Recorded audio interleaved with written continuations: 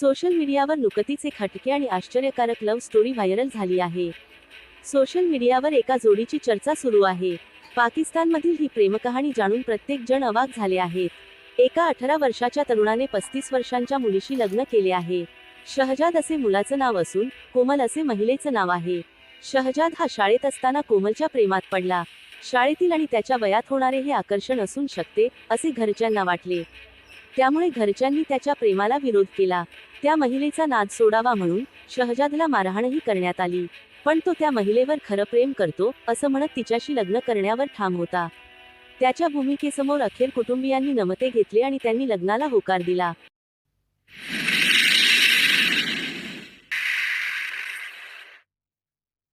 सातारा शहरातील गांधी मैदानावर मनोज जरांगे यांनी मराठा आरक्षण लढ्यासंदर्भात मार्गदर्शन केली। यानंतर त्यांनी खासदार उदयनराजे भोसले यांची भेट घेतली। यावेळी उदयनराजे भोसले यांनी मनोज जरांगेंना तुमच्या कुटुंबाला तुमची गरज आहे, त्यासाठी तुम्ही जगणं आवश्यक आहे असं म्हटलं। ते म्हणाले, तुमचे कुटुंब आहे, त्यांना तुमची गरज आहे, त्यासाठी तुम्ही जगला पाहिजे। माध्यमांच्या लोकांनी विचार करायला हवा की एक व्यक्ती एवढं करू शकतो, पण का करू शकतो? कारण त्यांच्यावर अन्याय झाला आहे। ते असंही म्हणाले की जातनिहाय जनगणना करा, जे कोणी असतील त्यांना आरक्षण द्या। मी मराठा म्हणून बोलत नाही, पण मनोज जरांगे यांची जी मानसिकता झाली आहे ती सर्वांची झाली आहे।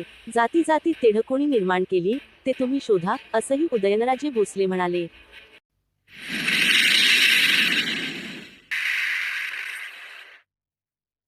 पुण्यात नामदेव जाधव यांच्या तोंडाला काळं फासण्याचा प्रकार घडला आहे।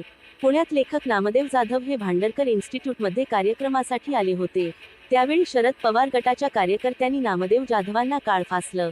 राष्ट्रवादीचे अध्यक्ष शरद पवार यांच्यावर केलेल्या टीकेनंतर नामदेव जाधव यांच्या तोंडाला काळ फासण्यात आला आहे। पुण्यात लेखक नामदेव जाधव यांचा दिवाळी भांडारकर इन्स्टिट्यूट येथे कार्यक्रम होता, मात्र डेक्कन पोलिसांनी नामदेव जाधव यांच्या कार्यक्रमाला परवानगी नाकारली होती। डेक्कन दिवसांनी परवानगी नाकारल्याने नामदेव जाधव एका ठिकाणी थांबून प्रसार माध्यमांशी संवाद साधत होते। त्याचवेळी राष्ट्रवादीच्या कार्यकर्त्यांनी त्यांना मारहाण करत आणि तोंडाला फासले आहे। नामदेव जाधव यांना काळं फासण्यात येत होतं, त्यावेळी पोलिसांनी त्यांचा बचाव करण्याचा प्रयत्न केला।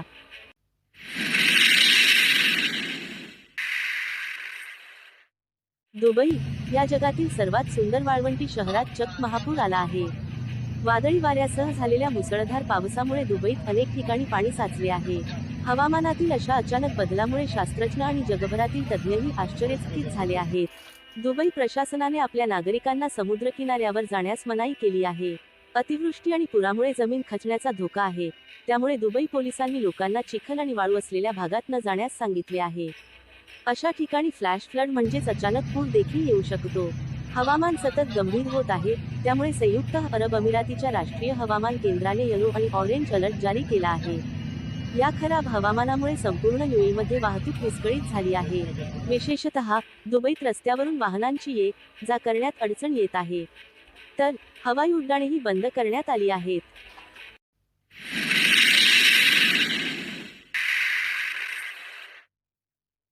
पुणे शहराचे ऐतिहासिक वैभव असलेल्या शनिवारवाड्याचा इतिहास आता पर्यटकांना डिजिटल ऑडिओच्या माध्यमातून अनुभवता येणार आहे। लवकरच ही सुविधा उपलब्ध होणार असून त्यासाठी विद्युत विभागाने सादर केलेल्या प्रस्तावाला महापालिकेच्या स्थायी समितीने मान्यता दिली आहे। पुरातत्व विभागातर्फे 1919 मध्ये शनिवारवाडा ही ऐतिहासिक वास्तू म्हणून घोषित करण्यात आला आहे। महापालिकेतर्फे शनिवारवाडा येथे विविध उपक्रमांचे आयोजन केले जाते। अधूनमधून येथे वारसा फेरी म्हणजे हेरिटेज वॉकही आयोजित केला जातो। सायंकाळी येथे साऊंड अँड लाईट शो द्वारे शनिवारवाड्याची, पेशव्यांच्या इतिहासाची माहितीही दिली जाते। मात्र दिवसा येथे येणाऱ्या पर्यटकांना केवळ गाईडवर अवलंबून राहावे लागते। त्यामुळेच पालिकेकडून शनिवारवाडा परिसरात डिजिटल ऑडिओ गाईड सुविधा उपलब्ध करून दिली जाणार आहे।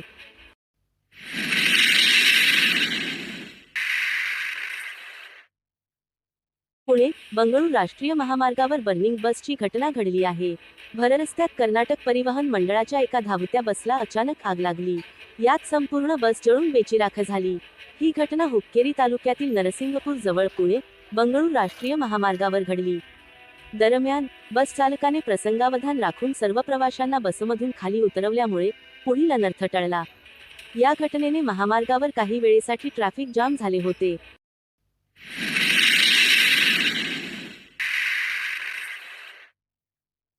पश्चिम बंगालच्या मुख्यमंत्री ममता बॅनर्जी यांनी टीम इंडियाच्या जर्सीबाबत प्रश्न उपस्थित केला आहे. ममता बॅनर्जी यांनी सर्व काही भगव्या रंगात रंगवलं जात आहे असं म्हणत थेट भाजपावर निशाणा साधला आहे. जगधात्री पूजेच्या उद्घाटनप्रसंगी बोलताना मुख्यमंत्री ममता बॅनर्जी यांनी भाजपावर टीका केली आहे. आता सर्व काही भगवं होत आहे. आम्हाला आमच्या भारतीय खेळाडूंचा अभिमान आहे आणि मला विश्वास आहे की ते विश्व विजेते होतील. पण जेव्हा ते सराव करतात तेव्हा त्यांचा पेहरावही भगवा झाला आहे. पूर्वी ते निळ्या रंगाचे कपडे घालायचे. आता मेट्रो स्टेशनलाही भगवा रंग दिला जात आहे, असं ममता यांनी म्हटलं आहे. ममता यांच्या या विधानाला भाजपाने जोरदार प्रत्युत्तर दिलं आहे. ममता यांनी संपूर्ण कोलकाता निळ्या, पांढऱ्या रंगात रंगवला आहे असं भाजपाने म्हटलं आहे.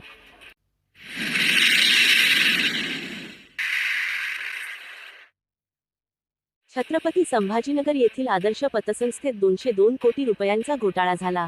आता आदर्श महिला नागरी सहकारी बँकेतही घोटाळा झाल्याचे समोर आले. बनावट कागदपत्रांआधारे बँकेचे संचालक आणि अधिकाऱ्यांनी परस्पर अनेक जणांच्या नावे कोट्यवधी रुपयांचे कर्ज उचलले. एकट्या शेंद्रा कमंगर गावातील 32 जणांच्या नावे तब्बल 60,44,99,000 रुपये कर्ज काढण्यात आले. आदर्श घोटाळा प्रकरणी अटकेत असलेला शेंद्रा कमंगर येथील नामदेव दादाराव कचकुरे याने अधिक व्याजाच्या आमिषाने गावातील अनेकांना बँकेत ठेवी ठेवण्यास भाग पाडले. दरम्यान गावातील 32 जणांच्या नावे त्यांच्या परस्पर कर्ज उचलले. ही बाब आता उघड झाली. ऐन दिवाळीपूर्वी या सर्वांना बँकेकडून वसुलीची नोटीस आल्यानंतर त्यांना आपल्या नावे कर्ज असल्याचे माहिती पडले. त्यामुळे हे सर्वजण तणावाखाली आहेत.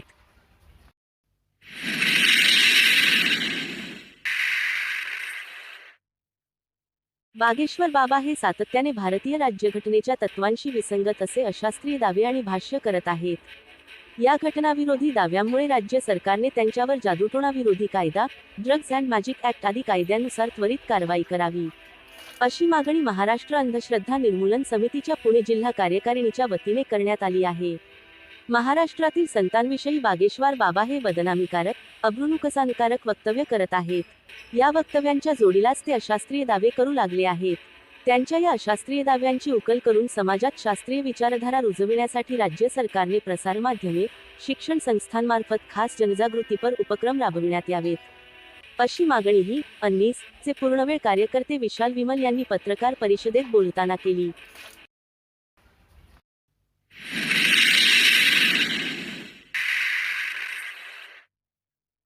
गोंड प्रवृत्तीच्या 29 वर्षीय युवकाने 14 वर्षीय मुलीला सिगारेटचे चटके देऊन तिच्यावर अमानुष बलात्कार केल्याचा धक्कादायक व माणुसकीला काळिमा फासणारा प्रकार अकोला शहरातील कैलास टेकडी परिसरात घडला.